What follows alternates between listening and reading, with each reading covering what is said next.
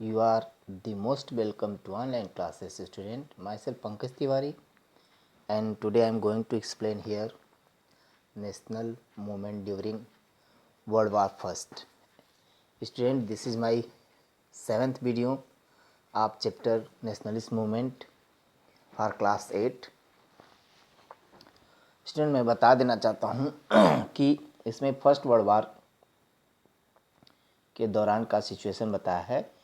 इसमें बताया है कि जो दो इम्पॉर्टेंट डिक्लेरेशन जो है किया गया, दो इम्पॉर्टेंट डिक्लेरेशन जो किया गया, जो कि 1911 में हुआ, वो तब जब किंग जॉर्ज फिफ्थ और क्वीन जो है भारत में आए, क्वीन मेरी भारत आए, तो ये दो तरीके के डिक्लेरेशन किया गया। फर्स्ट डिक्लेरेशन ये किया गया कि जो ब्रिटिश कैपिटल हुआ करता था वो कलकत्ता से शिफ्ट होकर के दिल्ली कर दिया गया, और दूसरा जो डिक्लेरेशन किया गया कि पार्टीशन बंगाल का जो है एबॉलिश कर दिया गया। और तो ये दो जो है डिक्लेरेशन जब किंग जॉर्ज फिफ्थ यहाँ आया और क्वीन मेरी यहाँ आई, तो ये दो तरीके के डिक्लेरेशन इंडिया में 1911 में किए गए। इसके बाद कहा गया कि फर्स्ट वर्ल्ड वार के दौरान देखा गया कि जो कांग्रेस था वो कहीं ना कहीं ब्रिटिश ऑफिसर्स का जो है वो कॉपरेट किया, और उसमें क्या है, ह्यूज जो है भारी मात्रा में भारतीय सोल्जर्स को उसमें हेल्प करने के दिया गया, और लोग जा कर के भारतीय सोल्जर जो है फर्स्ट वर्ल्ड वार में लड़े। और इससे जो है अब क्या हुआ, भारत में इकोनॉमिक डिप्रेशन आ गया, इकोनॉमिक डिस्ट्रेस आ गया, और कहा गया कि उस समय देखा गया कि जो है गुड्स और फूड के जो है स्कैसिटी हो गए, और इस तरीके से फूड और जो गुड्स थे उनके प्राइसेस डबल हो गए या बढ़ा दिए गए।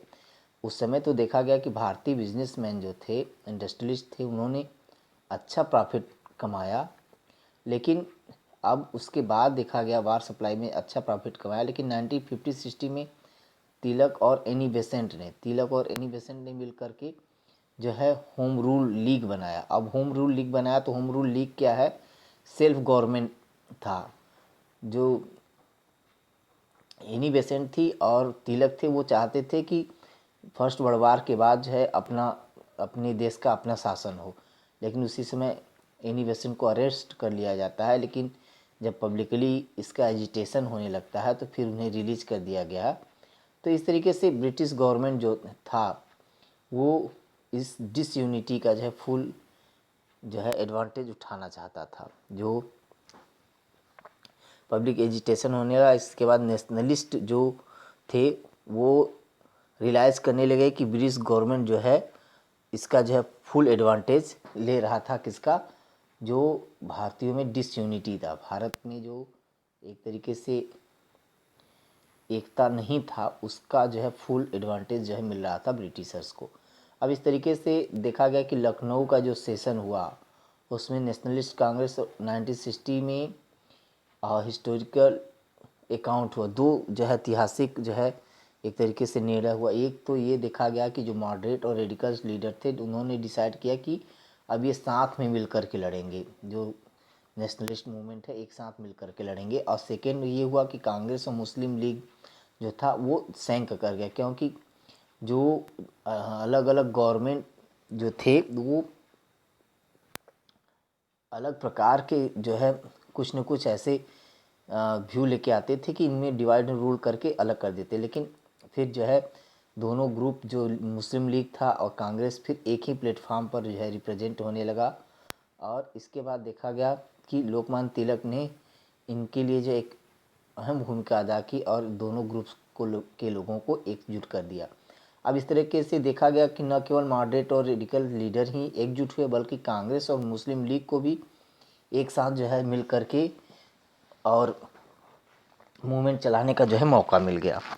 अब इसके बाद देखते हैं तो इसमें दिया है मॉन्टेग चेम्सफोर्ड रिफॉर्म 1919। अब ये कहा गया है कि जो नेशनलिस्ट थे फर्स्ट वर्ल्ड वार के बाद चाहते थे गवर्नमेंट जो है वो उनका हो, लेकिन ऐसा नहीं हुआ। तो वो ब्रिटिशर जो थे वो गवर्नमेंट ऑफ इंडिया एक्ट पास कर दिया 1919 में, जिसे मॉन्टेग चेम्सफोर्ड रिफॉर्म के नाम से जाना जाता है।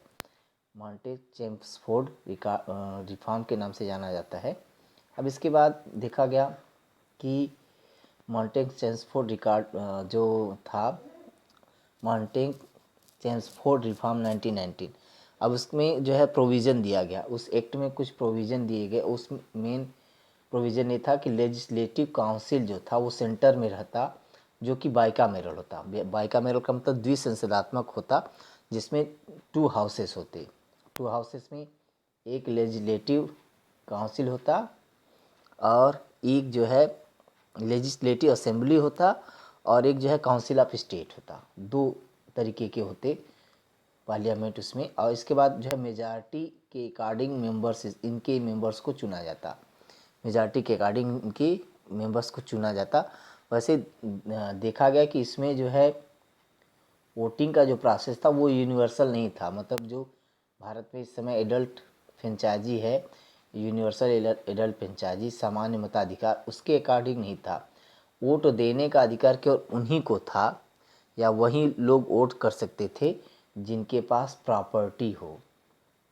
तो और इस तरीके से अब फिर जो है सेकेंड जो प्रोविज़न वो देखा गया कि गवर्नमेंट जो है डायरकी होगा, मतलब द्वि शासनात्मक व्यवस्था, 2 तरीके का जो है शासनात्मक व्यवस्था होता। तो जो इस तरीके का प्रोविज़न इंट्रोड्यूस किया गया, उसमें जो कुछ सब्जेक्ट थे जिसमें जो है प्रोविंशियल गवर्नमेंट को 2 पार्ट में डिवाइड कर दिया गया, एक रिजर्व और एक ट्रांसफॉर्म।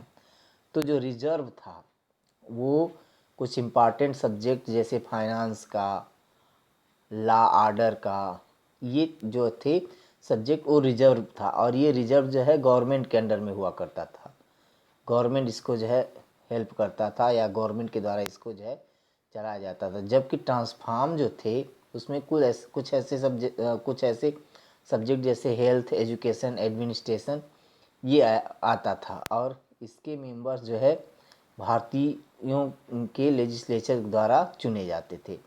लेकिन सबसे बड़ी बात ये थी कि ये जो उनका ओपिनियन था वो जो है ओवर रूल किया जाता था इन सब्जेक्ट पर। ज़्यादा से ज़्यादा जो पावर्स थे वो जो है ब्रिटिशर्स के हाथ में ही होते थे।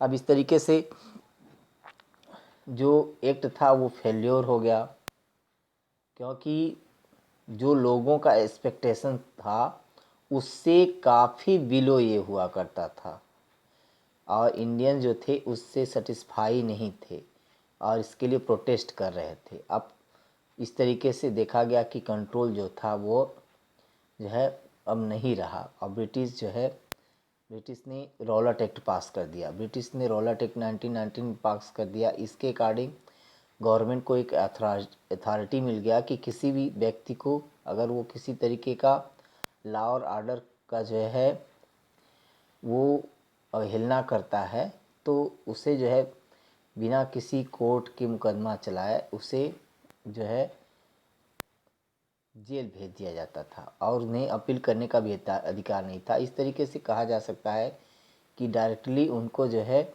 डेमोक्रेटिक प्रिंसिपल के आधार पर काम करने के लिए जो है नहीं करने दिया जाता था, और इस तरीके से मास एंगर जो है व्याप्त हो गया और धीरे धीरे जो है पूरा कंट्री एक तरीके से इस प्रकार के मूवमेंट के लिए तैयार हो गया, और जो है इस तरीके से जो है वो मूवमेंट चलाए जाने लगे। तो स्टूडेंट इस तरीके से ये 7th वीडियो था इस चैप्टर का, और आज इस तरीके से ये चैप्टर कंप्लीट हो जाता है। कल मैं आप लोगों को इसका एक्सरसाइज प्रोवाइड कराऊंगा। आज के लिए इतना ही। That's all.